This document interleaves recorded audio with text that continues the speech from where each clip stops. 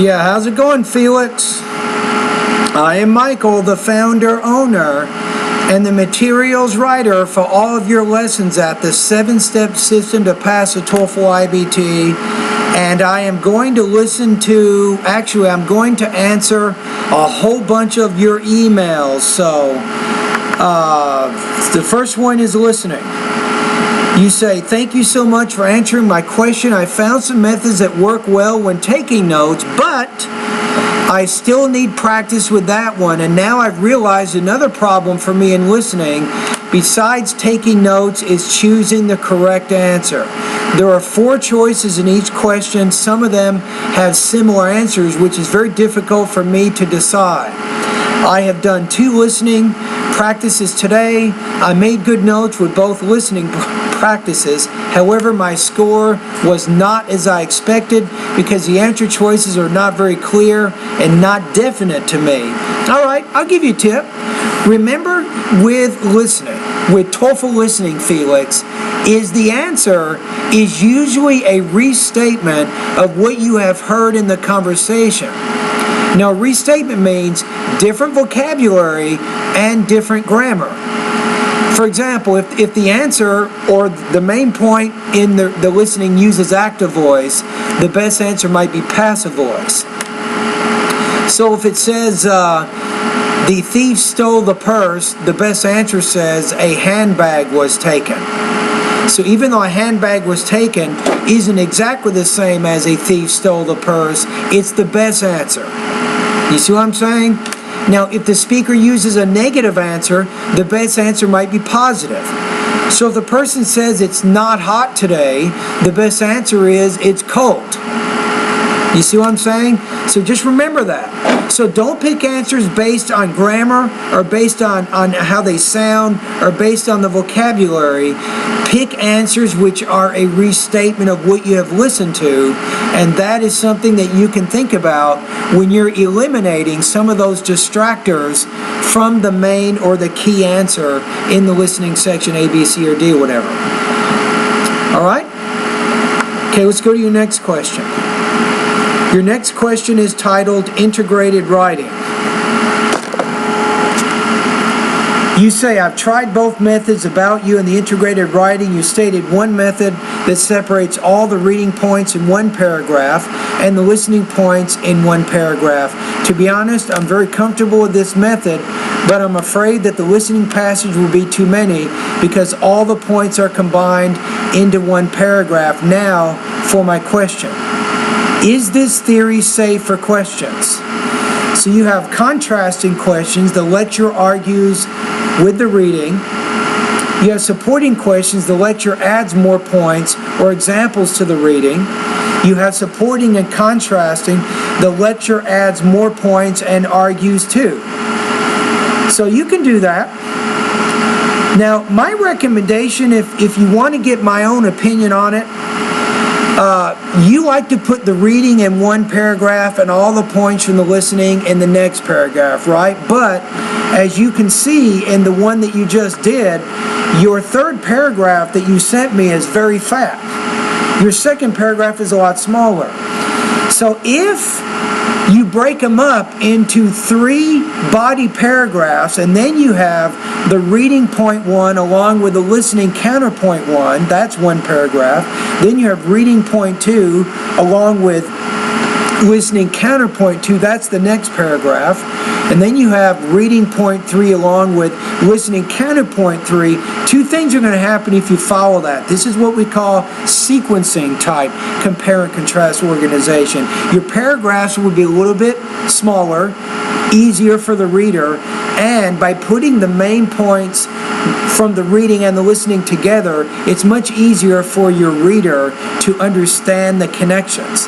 So I'm going to recommend, even though it's easier for you to organize, doing the reading and the listening separately, I'm going to recommend for TOEFL purposes, if possible, try to use the sequencing and try to put the reading and the listening points together in those different body paragraphs so we can see exactly what the relationship is.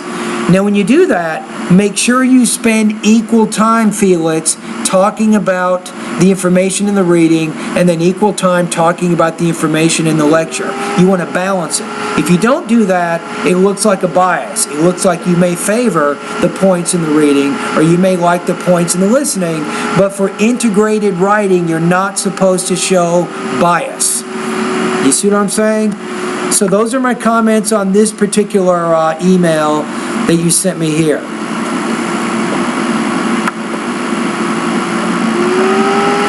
Okay, your next one is titled Listening and Reading, your next email. You say, I found the best method for me to take notes during the listening, but somehow I always miss some ideas from the listening. As a result, I can't answer some of the questions correctly. From 5 listenings to lecture practice tests, I only got 50% of all of them, 3 out of 6. This is typical of what makes my listening scores low. I found problems sometimes with pragmatic understanding, details, and so on. I know you told me to listen to the radio and so on, but I don't have the facilities and the time to do that. Okay, if you don't have the radio, don't worry about it. Go on the internet. Go to National Public Radio. Go to TED Talks, go to Randall's Cyber Listening Lab. You must make time to improve your listening. You already know that it's a weakness. You know you're having trouble. The only way to get better is to practice, Felix. So can you help me? Of course I can help you, but you have to help yourself. I can lead you to the water, Felix. I can't make you drink the water. So what am I saying? I'm saying you have to keep practicing listening. Find time. Take some of the time from the writing that you're doing right now and spend some of that time on listening. You say as for the reading, you're right, Michael. Your speed reading is very important. Do you have more speed reading practice tests? I have done all of the reading practice tests on your course. Sometimes my reading speed fluctuates between 200, 300 words per minute. On average, my reading speed is 225 to 250 with 60 to 80% comprehension. That's okay, but you got to go higher. Your goal here is 300 words per minute, so you're about 75 words short of what your goal is here. So to help you here, unfortunately, you are out of speed reading tests in my online TOEFL course. Don't have any more. You've used them all. You did all 70 of them, right? But what you can do is keep reading. You remember we talked about reading magazines, reading newspapers, reading books? Try to push yourself, right? And what you can do is just try to read where you're a little bit faster than what you normally would do, and that should help you continue to improve that reading speed. That would be some of my comments there. All right, let's go to your next email. Your next email here is titled Speaking. It says, how do I speak more fluent? And you want to see here, how do I speak more fluently? You need to use an adverb after regular verb, Felix. You said, to be honest, I know the grammar and how to make the speaking more coherent, but somehow I often make undesirable pauses, and sometimes I make grammatical errors too. I make grammar errors because I don't not because I don't understand the grammar, but because I don't have enough time to think about the correct grammar. As a result, I just speak whatever comes to my mind. To be honest, the score 26 from you was just luck. Maybe that is because I was in a good form. Can you help me, Michael? I want to keep the 26. It just takes practice. One of the things you can do right now, Felix, is keep a grammar journal. In the grammar journal, write down some of the mistakes that you notice during the speaking practice test that you're submitting. If I point out a possible problem you're having, or maybe my teaching assistant points out a possible problem, then you want to write that into the journal. And then maybe you can go to the grammar part of my course and practice it a little bit. But the main thing is you speak very fluently. Fluently means to speak quickly without a lot of unnecessary pauses and hesitations. You're already doing that. Just because you have grammar errors doesn't mean you're not fluent. It just means that you're making some mistakes. So as you practice and as you do more, you'll be okay. And remember, nobody is perfect. And when you take the TOEFL IBT exam and you complete the speaking section of the exam, you will make some grammar mistakes. But hopefully, if your mistakes don't obscure meaning and they don't result in any type of unclear ideas, you should be able to reach your goal. All right? All right, let's go to your next email. Your next email says, speaking. It says, I'm having trouble at my fluency skills. I'm really great at grammar, but somehow my lack of fluency makes my speaking become not coherent, and the grammar is also not good. I want to speak more naturally, but somehow I don't know the way to practice it. The only way to practice is by talking with native speakers. It's very hard for me to talk with English people since my country is not an English-speaking country. What if you Skype people? Do you have a Skype account? You know what I'm talking about? If you have a Skype account, you can contact people by video. You can talk to them by video.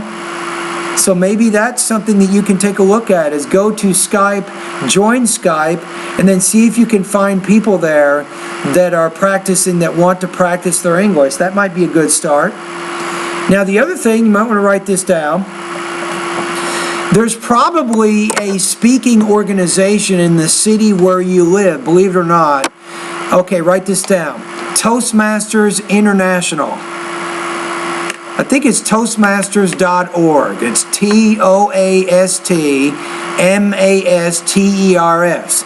Toastmasters, Felix, is an international speaking organization. They're located in more than 60 countries all around the world. Chances are they might have a club in your city. If they do, then you can join the club, and then you can show up maybe once a week and practice your speaking with other people in your city. So that's another suggestion I'd like to have you take a look at. All right? And I think that's just about it. Let me double check, make sure I don't have any more emails from you. So I'm answering all of yours in there. So in this particular video, I went through about 5 or 6 of the emails that you sent me, and I have answered the questions as best I could. And anyway, good luck to you, and all the best to your high scoring TOEFL success. And don't forget me, when you take the TOEFL, you get over 100, and you get the 26 and the 24 on the speaking and writing. Don't forget to come back to my website and make a comment. All right? All right, thank you.